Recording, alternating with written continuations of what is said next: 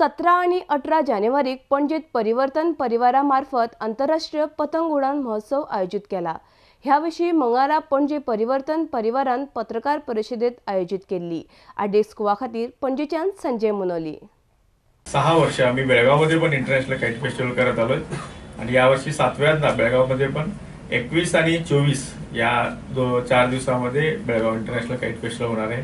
तुम्हा सर्वांना मी बेळगाव काईट फेस्टिवलला पण तुम्ही यावं आणि बेळगाव काईट फेस्टिवल तुम्ही एन्जॉय करावं असं मी तुम्हाला सर्वांना विनंती करतो। या इंटरनॅशनल काईट फेस्टिवलला जवळपास 12 देशातले 21 इंटरनॅशनल काईट फ्लायर्स भाग घेत आहेत आणि भारतामध्ये जवळजवळ इंटरनॅशनल काईट फ्लायर म्हणजे भारतामधले जे आहेत इंटरनॅशनल काईट फ्लायर म्हणून त्यांना नामांकित झाले तसले 21 प्लेयर सुद्धा ह्याच्यामध्ये भारतातले भाग घेत आहेत। एकंदरीत 42 प्लेयर या 2 दिवसाच्या कार्यक्रमामध्ये भाग घेत आहेत। मागच्या वेळेला तुम्ही बघितलं असेल वेगवेगळ्या स्टंट काईट असतील, रेग्युलर काईट असतील, नंतर नाईट काईट फ्लाईंग या गोष्टी ह्या वेळेला आणि त्याच्यामध्ये नवीन भर करण्याच्या दृष्टिकोनातनं वेगवेगळ्या देशातले ह्या वेळेला नवीन काईट फ्लायर सुद्धा आलेले आहेत।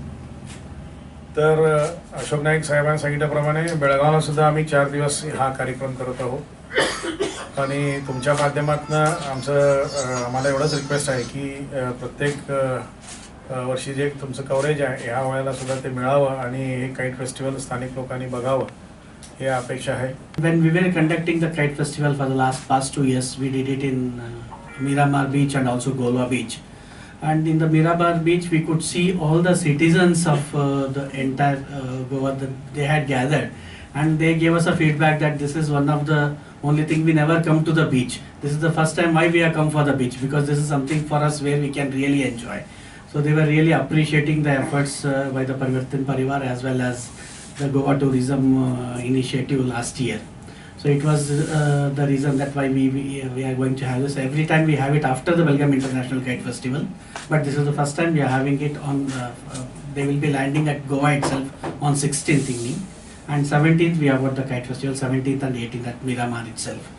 So this is one of the good event for all the families of Goa. Usually they don't get it. So somebody was telling that they since last 15-16 years have never come inside the beach, and this was the appreciation what we got.